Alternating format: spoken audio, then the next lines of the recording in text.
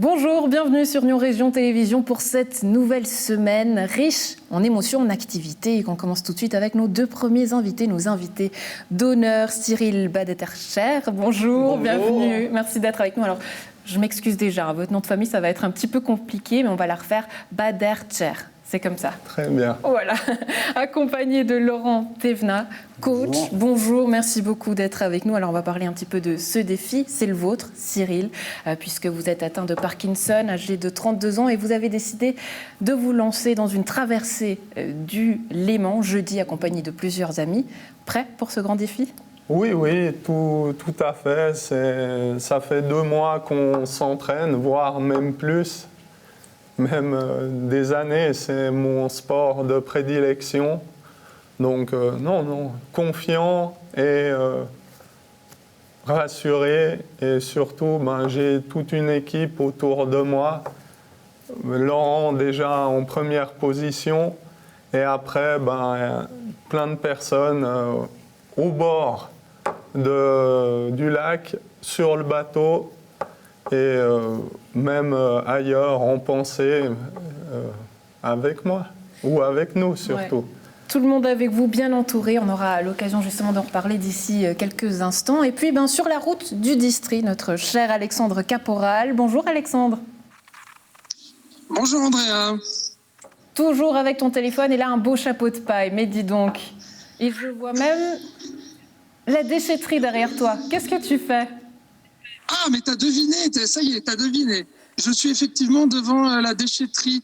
Eh bien, ici à Gland, il y a des bennes. Et si je suis avec cet accoutrement, eh bien, c'est parce que je ne suis pas seul. Voilà, je suis avec Cédric Jacquard, qui est président d'Ensemble sur la Côte. Et puis, on va ramasser des déchets ensemble pendant cette demi-heure. Je t'en dis pas plus, je te dirai pourquoi après. Ouais, on se réjouit de vous voir à l'œuvre en tout cas, tout à l'heure. On retourne sur le lac avec vous, Cyril, Laurent. Donc vous ferez cette traversée de Nernier à Nyon, 5 km. En quelques mots, comment est né ce défi ? C'est simple. En fait, le Covid nous a privés de piscine, on va dire ça comme ça. Ce qui fait qu'on s'est retrouvés au lac. Et un jour de juin, en sortant d'un entraînement tout simple du lac, je lui ai dit « Mais pourquoi on ne tenterait pas l'aventure traversée du lac ?» J'ai dit, on est à Nyon, il y a Nernier en face, 5 km, c'est totalement jouable. Et Cyril, en 10 secondes, il a dit, ok, tentons l'aventure. Et c'est parti vraiment sur presque une boutade, comme on peut dire. Et maintenant, ça a pris en 2 mois une ampleur géniale. C'est une aventure magique qu'on est en train de vivre, où vous nous suivez maintenant. La Côte nous suit aussi au niveau du journal. Et il y a beaucoup de gens qui ont pris goût, à cette aventure, et puis soutiennent Cyril. Et puis moi, je suis le premier supporter. Et puis ça me fait vraiment plaisir que ça ait pris cette aventure-là. Ouais, Cyril, il a fallu 10 secondes pour vous convaincre. Pourquoi ? Qu'est-ce qui vous a plu dans ce défi ? On va dire, même en ayant, on va dire, ce souci, j'ai toujours, on va dire, mon âme de sportif. Donc, voilà, en gros, c'est, on va dire, ce côté-là qui prend le dessus et non la maladie. Ouais, alors la maladie, on en parlera d'ici quelques instants, mais j'aimerais rester dans cet environnement qui vous plaît tant, c'est l'eau. Je crois que là, vous vous y sentez comme un poisson de l'eau, on a envie de dire pourquoi. Ah oui, en fait, il n'y a pas le poids, dans l'eau, on ne porte pas notre poids. Donc en fait, je sens plus aucune douleur, plus rien. Ouais, je suis bien, ça m'évade. Entre guillemets, je ressens, on va dire, mon corps d'avant. Là, par exemple, je suis plus à l'aise dans l'eau que d'être assis sur une chaise. Quelque chose de plus facile. Par rapport justement à cette préparation, j'imagine qu'il a aussi fallu revoir certaines choses. Vous êtes le coach, Laurent. À quoi est-ce que vous avez fait attention ?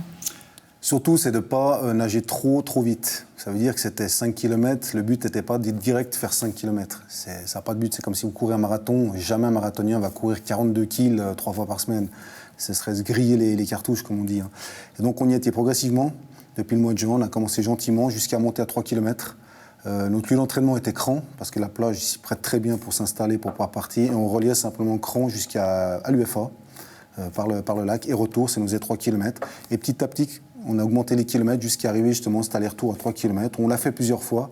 Et où Cyril y arrive parfaitement. Donc pour moi, les 5 km, à mon avis, ça ne devrait pas lui poser de soucis. Enfin, on l'espère. En tout cas. Ouais. Cyril, vous avez fait le choix aussi d'être accompagné. C'était important pour vous d'avoir non seulement ce coach, mais aussi ses amis. Pourquoi ? Après, on va dire, c'est venu instinctif. J'ai pas réfléchi. En fait, oui, Laurent, on va dire, s'occupe de moi, on va dire, plutôt sur le plan d'eau ou on va dire aussi dans l'organisation, même si on a défini, on va dire, sans même prendre un quart d'heure ou 20 minutes, toi tu fais ça, moi je fais ça. Mais après, voilà, j'ai ma physiothérapeute, Amandine, qui me prépare aussi pour ça, qui travaille, on va dire, dans le but que mon corps tienne. Après, j'ai des personnes sur le bateau, comme Eric, qui est un ami de longue date, avec qui j'ai fait beaucoup de triathlon, de swim and run. Donc, sur le bateau, ce sera un œil, on va dire, avisé, qui sait comment je réagis. Parce que, voilà, avec tout ce qu'on a fait, il sait quand je suis dans le dur, il sait quand je suis bien. Ouais, justement, cette étape, elle s'est faite en plusieurs petites étapes. Justement, c'est ce que vous disiez, Laurent. Ça s'est fait petit à petit, mais comment vous avez aussi apprivoisé votre corps dans ce défi-là ? Comment ça s'est fait ? Après, on va dire, c'est ce qu'on est en train de vivre maintenant. Je ne dirais pas que c'est mon corps, je le connais, on va dire, par mon passé de sportif et de sportif, on va dire, je ne veux pas utiliser ce mot, mais de malade. Mais je dirais c'est plutôt psychologique, où j'ai vraiment fait, on va dire, une évolution dans l'acceptation. Et là, il en est pour une grosse part. Mais voilà, je dirais, cette histoire, c'est vraiment psychologique, où là, j'ai fait un pas très grand, où j'ai sauté un bel obstacle. Ouais. Laurent, c'est vrai que Cyril avait, et on peut le dire, vous aviez beaucoup de mal à parler de cette maladie. Aujourd'hui, vous avez passé un cap. En quoi, Laurent, vous a été utile ? Après, je pense que ça s'est fait, on va dire, involontairement. C'est nos entraînements au bord du lac. Oui, l'amitié a grandi. Et puis oui, un jour, comme il a expliqué, un jour du mois de juin, voilà, qu'est-ce qu'on fait ? Un petit objectif. Puis j'ai dit, go, ouais. Ouais. Laurent, vous sentiez qu'il fallait aujourd'hui mettre un objectif, ça a été l'élément déclencheur ? Alors je dirais que moi je suis un sportif qui marche à l'objectif. Je n'arrive pas à m'entraîner sans avoir un objectif. C'est vrai que c'est peut-être mon côté un peu trop compétiteur. Et là je pensais que c'était un bon objectif du fait qu'on n'a pas eu de compétition, même qu'on est dans les Masters maintenant, on n'a pas eu de compétition depuis passablement de mois avec la pandémie. Et pour moi c'était un objectif totalement réalisable en termes sanitaires parce qu'il n'y avait de toute façon pas besoin de piscine ou de garde-bain ou quoi que ce soit. Et puis je pensais que pour Cyril ça lui ferait du bien pour sa tête, de pouvoir se libérer, de se dire je suis capable de le faire. Et j'ai vu tout au long de la préparation, depuis le mois de juin qu'on a décidé, je le vois évoluer et je vois qu'il est de plus en plus dynamique, il est de plus en plus volontaire dans ça et que cet objectif-là, comme il le dit, ça lui fait du bien. Ça lui fait du bien et je pense que d'avoir mis un objectif permet aussi qu'il avance avec cette maladie et puis qu'il ose en parler. Parce que je pense que c'est ce qu'il avait un petit peu peur. Je ne suis pas dans cette situation, donc je ne peux pas me mettre à sa place, mais de ce que je vois, que ce soit n'importe quel malade, de n'importe quelle maladie, d'en parler, la peur que les gens aient le regard sur nous, je pense que ça doit être quelque chose que n'importe quel malade a peur. Et lui, je lui ai dit, mais tu n'as pas raison d'avoir peur, tu as cette maladie, mettons-la en avant, mettons-la que c'est possible de faire du sport même si tu atteins de la Parkinson. Et moi, je suis tout de suite parti dans ce credo-là. Je savais qu'au niveau natation, ça ne posait pas de souci parce que c'est un nageur. Donc on ne doit pas faire des cours de natation pour lui apprendre la technique. Après, c'était simplement de tenir la distance. Et je vois très bien, là, on est monté jusqu'à 3 km plusieurs fois, et ça tient sans problème. De nouveau, on ne va pas faire 5 km à l'entraînement, mais je sais qu'il va réussir. Et même s'il va avoir un petit coup de pompe, c'est le mental de l'euphorie, justement, de cette organisation qui va le faire tenir jusqu'au bout, et ça, j'en suis persuadé. Ouais, un défi, un message à faire passer, on y reviendra d'ici quelques instants. Pour l'instant, on retrouve toujours muni de son téléphone Alexandre Caporal. Combien de tonnes déjà dans le petit caddie? Est-ce qu'on peut parler de tonnes déjà ou pas encore? Oh non, pas encore, parce qu'on aperçoit encore, Andrea, la déchetterie derrière moi, mais je suis muni donc de ce petit outil. J'espère que mon accoutrement te plaît. Et donc, eh bien, j'arpente les rues de Gland à la recherche de déchets. Et puis, tiens, regarde. Voilà, il y a Cédric déjà qui en a repéré derrière moi. Attends, je vais t'en ramasser aussi là. Voilà, je vais pas faire mal. Et puis voilà, pourquoi on ramasse des déchets? Eh bien, c'est parce que ce week-end, ce sera samedi 12 septembre, eh bien, l'association Ensemble sur la côte, que préside Cédric Jacquard derrière moi, organise l'action Coup de balai. Alors, on va te demander, Cédric, c'est quoi ce coup de balai? Le coup de balai, c'est une opération montée par le canton de Vaud, c'est sous l'égide de COSEDEC, qui est l'organisme qui gère les 56 communes qui vont bosser ce week-end et qui vont participer donc au coup de balai, nettoyer notre belle planète parce qu'elle le mérite. Et donc, quel but, du coup, cette action est organisée? Le littering, la prise de conscience qu'il faut faire quelque chose pour tout ce qu'on a vécu ces dernières années. Maintenant, il faut qu'il y ait un changement qui s'opère et puis on est en route, quoi.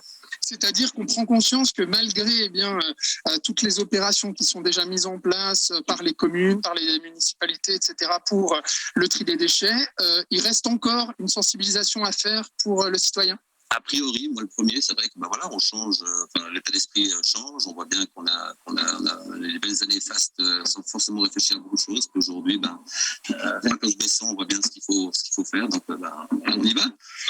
Donc du coup, samedi, dimanche, pardon, excuse-moi, voilà, dimanche 12, oui, je me trompe dans le calendrier, ça va pas aller.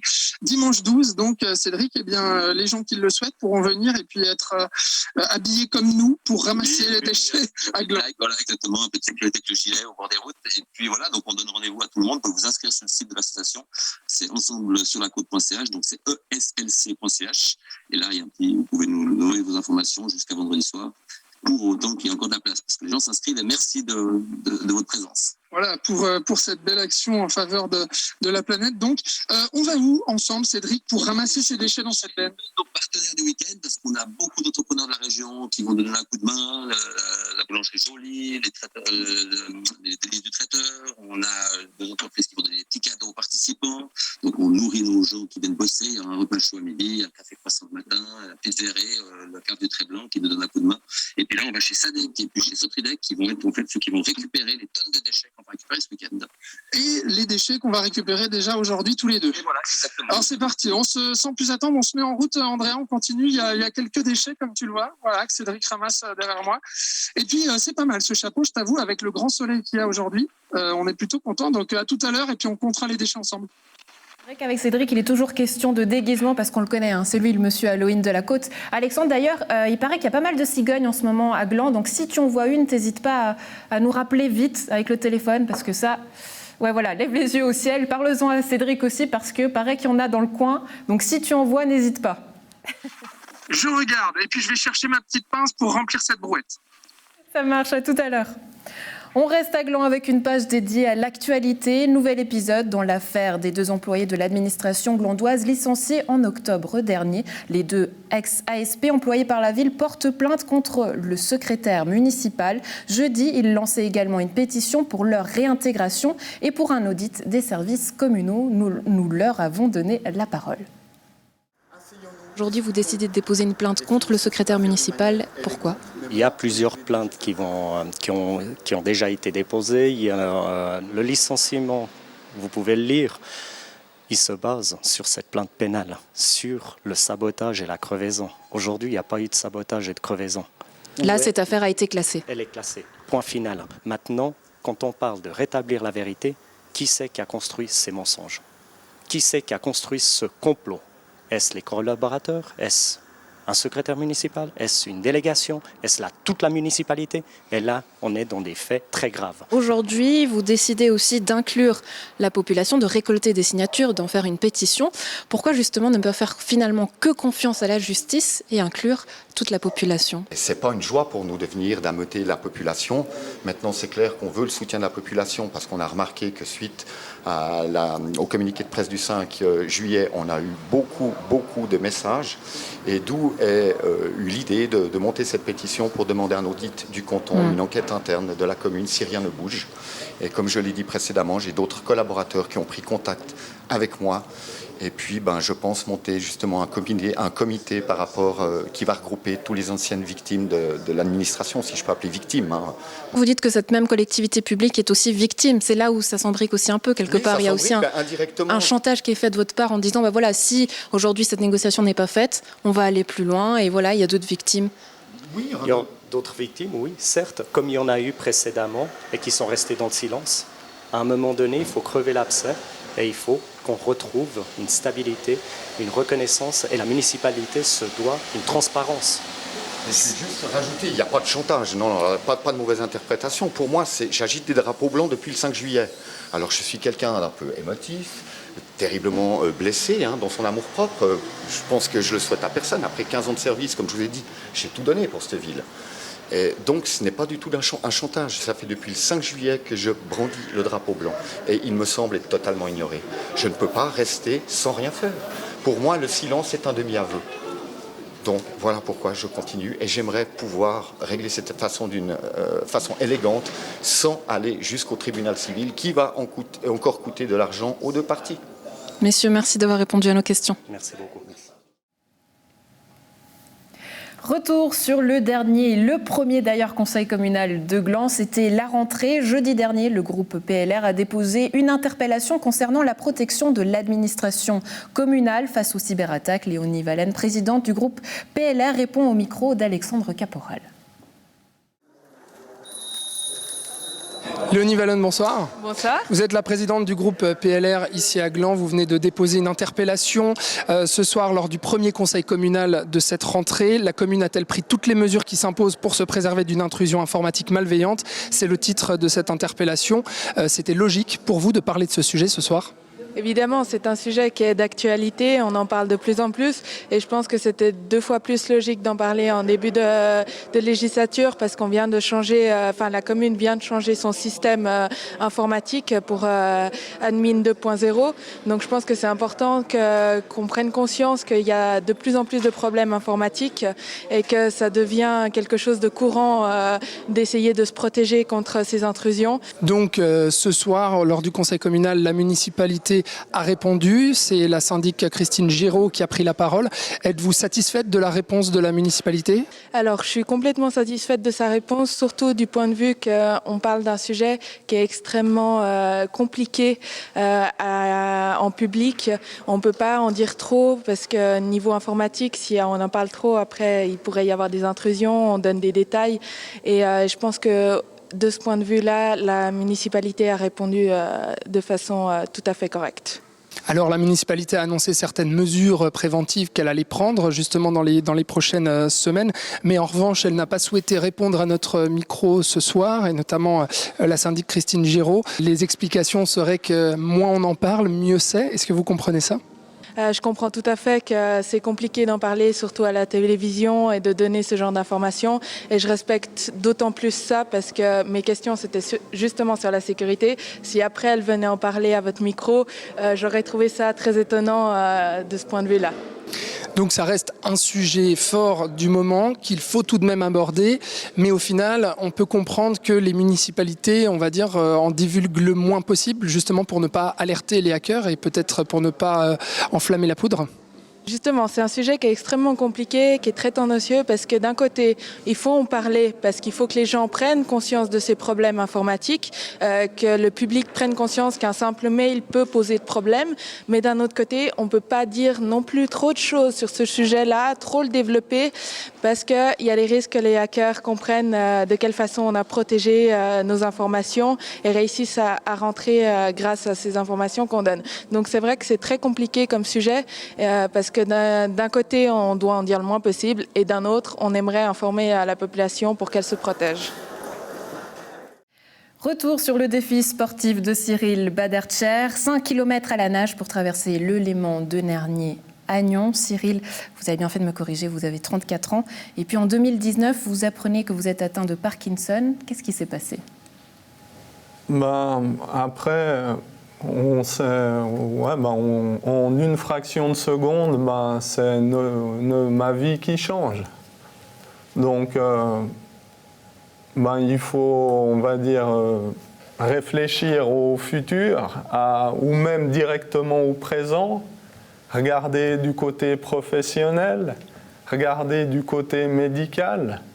Parce que oui, il y a eu un diagnostic, mais après, il faut le confirmer. Et après, j'étais avec mes parents ce jour-là. Donc, comme on est très soudés, on a tout de suite, on va dire, enclenché des discussions. Et oui, parler à cœur ouvert. Oui, parler à cœur ouvert. C'est vrai qu'aujourd'hui, vous avez aussi la volonté de parler de cette maladie, chose qui était aussi difficile avant pour vous. Pourquoi ? Qu'est-ce qui a changé dans votre tête aujourd'hui ? Après, on va dire, c'est pas de parler, on va dire, de cette maladie. En fait, c'est au bord du lac, tout s'est enchaîné. Et après, vu l'histoire que c'est en train de prendre, entre guillemets, j'ai pas le choix, ou j'ai plus le choix. Je dois parler, expliquer et répondre aux questions des journalistes qui me posent. Ouais, mais on n'a pas forcément envie de répondre, c'est ça ? Après, vu mon métier, je dois poser des questions ou répondre à des questions. Donc, on va dire, il y a une certaine similitude. Mais non, après, ça ne me dérange pas. Et je dirais, il n'y a personne qui m'a poussé à être là devant vous. Ouais. Mais aujourd'hui, est-ce qu'il y a un message que vous voulez faire passer ? Oui, après, c'est de dire, c'est une maladie qui peut atteindre n'importe qui et malheureusement à n'importe quel âge. Après, ce n'est pas, on va dire, obligatoirement la soixantaine où on est susceptible de l'avoir. Ouais. Laurent, justement, quel regard aujourd'hui vous portez sur cette histoire ? Parce que forcément, quand on véhicule un message, on a aussi peut-être une forme de responsabilité, on a aussi envie de soutenir un ami. Aujourd'hui, vous, de quelle manière est-ce que vous vivez cette histoire ? Moi, je dirais que ma relation avec Cyril n'a pas changé. Le jour où je l'ai appris, j'ai été choqué, on va dire.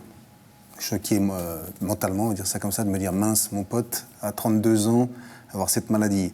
Mais par contre, mon regard sur lui n'a pas changé. Au contraire, j'ai presque plus envie de faire des choses avec lui maintenant pour lui dire on peut le faire encore. Et je pense que ça lui fait du bien, comme je l'ai dit avant, cette traversée, c'est de se dire mais c'est pas parce que j'ai 34 ans que j'ai cette maladie que je dois tout arrêter et puis que je dois rester chez moi devant la télé. Au contraire, plus il va bouger, plus il va faire de l'activité, plus ça va être mieux pour lui aussi, pour sa santé. Et pour moi, le regard n'a pas changé vis-à-vis de lui. Par contre, je découvre des choses, c'est vrai, par rapport à sa maladie, par rapport à des associations éventuellement et autres. Par exemple, qu'est-ce qui vous frappe peut-être le plus ou que vous avez découvert ?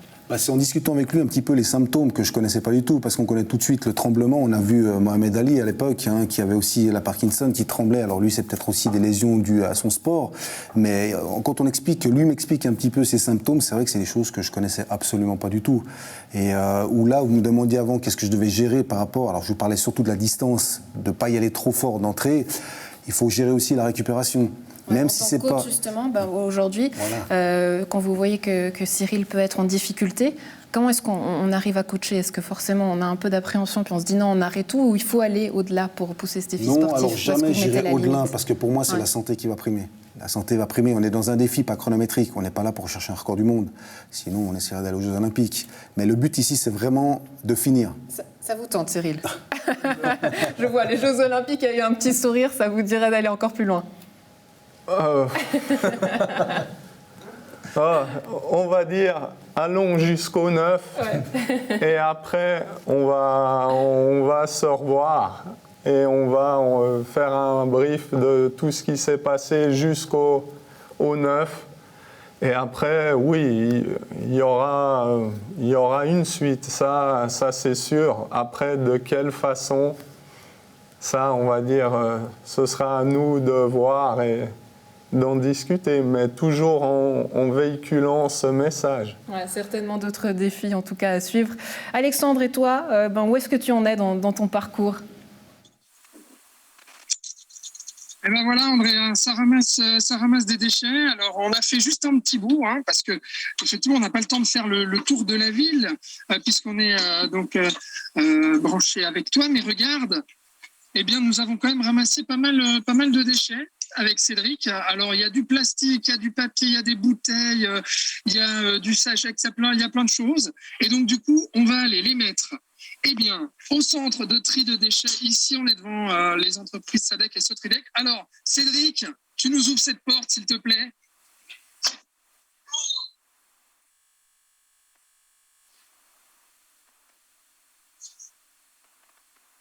Il y a de la latence. Ah voilà, Cédric est magique. Voilà, c'est la magie de Cédric. Et du coup, allez, c'est parti. On te suit, Cédric. Tu nous amènes. Alors, on va le suivre pour aller mettre tous ces déchets à leur place. Alors, j'ai pas eu le temps de les compter, Andrea, je suis désolé. Mais tu vois quand même un petit pactole. Et puis alors, on y va. Toujours armé de nos pinces. Dans cette benne ici pour mettre...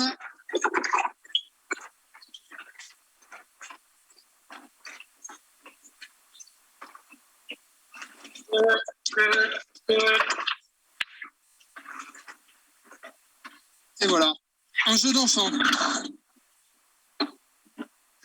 Un jeu d'enfant, Cédric. Donc du coup, on rappelle que si on veut trier les déchets en s'amusant, parce que moi je vous le dis avec Cédric, on s'amuse. Déjà, on est bien habillés. Et en plus de ça, c'est un joli geste aussi. Donc c'est ce dimanche 12. Et puis si vous voulez l'heure, le lieu de rendez-vous, etc., vous allez sur slc.ch, voilà, pour retrouver toutes les informations. Mais un petit mot quand même, Cédric, avant qu'on se quitte, sur l'association Ensemble sur la Côte que tu présides et qui organise donc ce coup de balai. C'est quoi, en 2 mots, cette association? Alors, en 2019 déjà, on avait monté la première édition d'une exposition chez la Cave des Très-Blancs à Loin. Le but était de réunir les entrepreneurs et autres petits artisans de la région. Et puis, suite au Covid, on s'est dit, on va pas rester comme ça derrière nos PC éternellement. Et on a fait une exposition dernièrement à Montpellier. Et ça s'est bien passé. Donc, on a monté une association pour dorénavant, chaque année, on espère pouvoir faire une exposition à Montpellier ou ailleurs. On verra où on se promènera avec les années pour les artisans, les commerçants, les entrepreneurs de la région, histoire de voir du monde et de sauver le présentiel. Donc, on sait qu'il en existe d'autres à Gand, des associations comme celle-ci. Et qu'est-ce qu'apporte justement de plus Ensemble sur la Côte? Un complément, c'est-à-dire entre les actions des autres associations, de tout ce que fait la commune, on avait encore des idées, on a encore de la belle énergie, donc on s'est dit, tiens, allons voir la commune, ils ont dit départ, et puis là, merci de nous soutenir. Donc il y a ce coup de balai ce week-end, et puis ensuite, qu'est-ce qu'il y a? Alors la prochaine exposition aura lieu le 26 et le 27 mars, on est en train de demander des autorisations, de monter tout ça, et vous entendez parler, on espère de nous pour cette 3e édition l'année prochaine au mois de mars.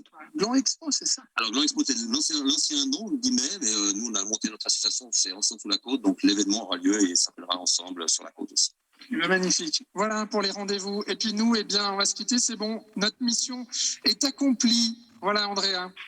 Du travail vite fait, bien fait. Merci Alexandre, on se retrouve demain. Demain, le programme, qu'est-ce que c'est? Alors, demain, le programme, qu'est-ce que c'est? Il faut que je réfléchisse en même temps que je te parle. Réfléchissons, je n'ai pas du tout le planning en tête, mais peut-être que tu vas pouvoir m'aider là. Tu me poses une colle. Ouais, comme quoi faire 2 choses au même temps, c'est toujours compliqué. On en saura plus demain. Le suspense est à son comble. Ciao, ciao, à demain. On t'attend, à dimanche, Andrea. Non, pas de souci, ça sera mieux que le papotage. On a vu que le chariot n'était pas très rempli en tout cas. Nous a rejoint sur le plateau Juliane N. Bonjour. Merci Andrea. Beaucoup d'être avec nous. Avec vous, on ouvre cette page culture, puisqu'il en faut aussi à la ville de Gland. La saison du théâtre de Grandchamp ouvre avec une toute nouvelle création, la vôtre, celle de la compagnie Rupi 7. Ça s'appelle Sauvage et vous emmenez aussi les spectateurs voir à la rencontre de la nature. Pourquoi sortir aussi des salles de spectacle? Pour de bonnes raisons. Je ne sais pas si vous vous rappelez, récemment, on a dû rester confinés dans nos maisons. Je ne sais pas, peut-être des gens se souviendront.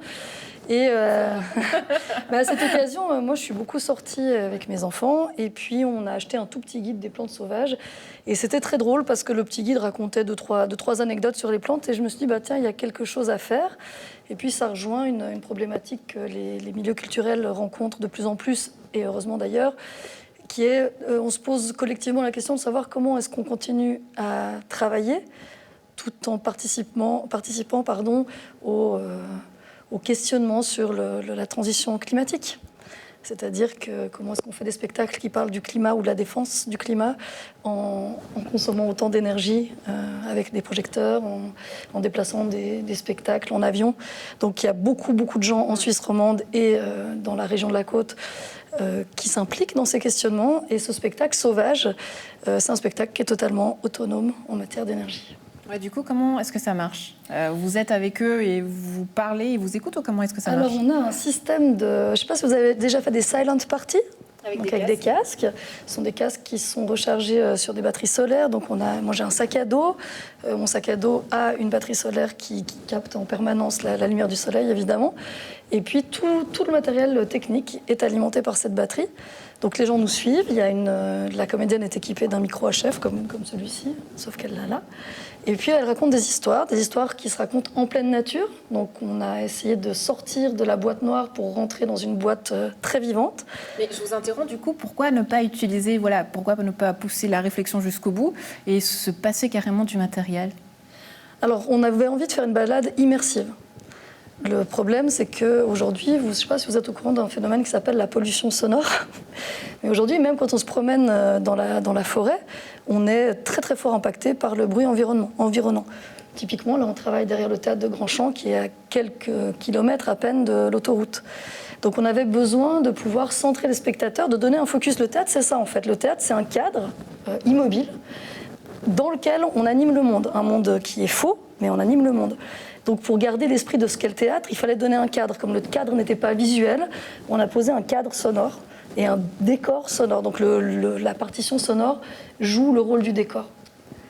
Ouais. Alors, on va peut-être montrer aussi les affiches ici. C'est vrai que c'est un spectacle qui est né aussi d'une résidence que vous avez faite au théâtre de Grandchamp de 3 ans, si je ne dis pas de bêtises. Alors, je suis depuis quelques années artiste associée au théâtre de Grandchamp. Ça veut dire que dans le cadre de la politique culturelle de la ville de Gland, les artistes locaux sont associés de près et de loin.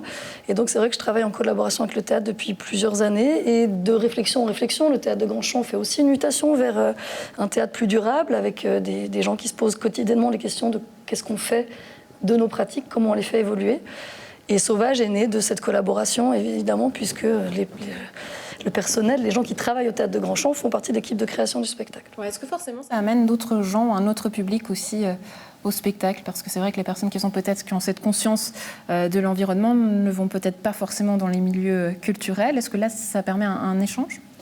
Mais pour l'instant, j'ai pas remarqué. On a eu vraiment de tout. On a eu des pros, on a eu des non-avertis, on a eu des gens passionnés de botanique et on a eu des classes. Donc non, c'est ça qui est chouette, c'est qu'on prend le public qui se rend au théâtre et on l'emmène hors du théâtre tout en gardant les codes. C'était vraiment une réflexion dramaturgique sur quels sont les codes du théâtre et comment est-ce qu'on peut les exporter en milieu naturel. Parce que c'est ça, dramatiser la nature. Voilà, il y a un grand metteur en scène qui s'appelle Peter Brook qui a écrit un livre qui s'appelle L'espace vide et qui explique qu'il peut y avoir théâtre dans n'importe quel espace vide. Et nous, on s'est posé la question, qu'est-ce qu'on fait quand on est dans un espace plein ? Et donc oui, on part à la recherche des plantes sauvages et on n'a pas besoin de plantes fantastiques et inconnues. On travaille avec la pâquerette, le plantain et le pissenlit. Ouais, qui ne parlent pas forcément pour le coup, du coup. Ou est-ce qu'elles vous ont raconté des choses ? Eh bien, vous seriez très étonnés de ce qu'on a appris. D'ailleurs, les spectateurs nous le disent régulièrement. Ils apprennent beaucoup de choses dans ce spectacle. Et puis, parfois, il faut savoir écouter autrement qu'avec les oreilles. Donc, le paysage sonore, le décor est dans les oreilles. Et le reste, c'est ce qui se passe entre ma tête, votre tête, celle de la comédienne, celle des spectateurs. Ouais. Donc, les premières représentations ont déjà eu lieu ce week-end, le 3 et le 4. Les prochaines dates, c'est le 9, le 10 et le 11. Si on veut s'inscrire, comment est-ce qu'on fait ? Eh bien, on contacte le théâtre de Grandchamp à Gland. C'est facile, ils ont un site internet, ils ont aussi un téléphone. On réserve et puis on se rend au point de rendez-vous. On recevra un casque et on part en balade. Il faut tenir compte du fait que s'il pleut, on sort quand même, mais c'est bien que les gens mettent des chaussures adaptées puisqu'on fait une balade d'1 heure, 1 heure et quart. Donc il faut quand même...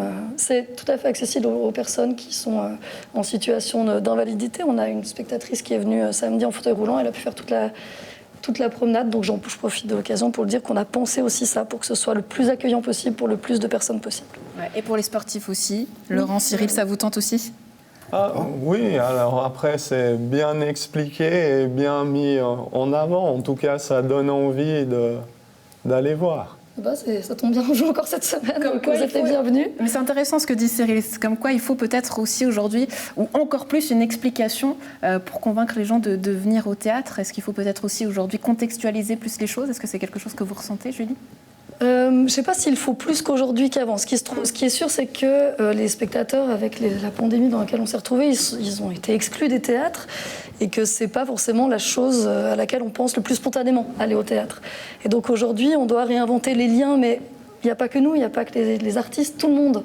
La société doit réinventer, recultiver, redémarrer des liens. Et c'est l'occasion de se dire de se poser la question, quel genre de lien est-ce qu'on veut? Est-ce qu'on veut les mêmes liens qu'avant? Ou est-ce qu'on peut faire évoluer tout ça collectivement vers quelque chose qui sera plus, je ne sais pas, une société plus pérenne, plus durable? En tout cas, c'est ce que j'espère. Donc, oui, on va faire revenir les gens. Joliment dit en poésie, c'est à voir donc à Gland, Sauvage de la compagnie Rupi, 7, les 9, 10 et 11 septembre. Juliane, merci beaucoup d'avoir été avec nous. Merci à vous d'être venue. Non, de m'avoir fait venir. Peut-être qu'on viendra justement à la maison, vous marquez la date dans l'agenda. Et puis, Cyril, Laurent, merci beaucoup d'avoir été sur ce plateau avec nous. Pour vous, on se retrouve jeudi dans le lac. Exactement. Ouais, on peut vous suivre sur les réseaux sociaux, j'imagine aussi. Oui, il y a site internet. Par contre, il est assez long, donc je pense que ça va être un peu compliqué de vous le dire maintenant. Mais on peut prendre contact avec la rédaction, il n'y a pas de souci. Et puis, on va essayer de faire du streaming. Je ne vous le cache pas, avec YouTube. Maintenant, on peut essayer. Si on arrive depuis le bateau, quelqu'un fasse du streaming de temps en temps pour nous suivre en direct avec ceux qui seront à Nyon à l'arrivée, on va tenter le coup. Ouais, alors, si Cyril doit mettre une caméra en plus sur la tête, une GoPro pour pouvoir personne qui nous accompagne sur le bateau, qui filmeront avec le Natel, mais je pense que si on y arrive à le faire, c'est volontiers qu'on fera ça. Parce que en tout cas, n'hésitez pas à demander quelques questions, quelques conseils plutôt à Alexandre Caporal, parce que lui est tout le temps sur le téléphone depuis l'extérieur. Donc voilà, peut-être que là, il y aurait une piste à suivre. Merci beaucoup, messieurs, d'avoir été avec nous. Merci à vous. À la maison, on se quitte encore sur des images de l'usine Gaz, puisque après 3 ans de travaux, vous le savez, la mythique salle lyonnaise a enfin ouvert ses portes avec un festival d'inauguration. Nous y étions et on vous fera revivre justement ces moments d'émotion à partir de la semaine prochaine en images et en reportages. On découvre déjà quelques images. Vous avez beaucoup d'images.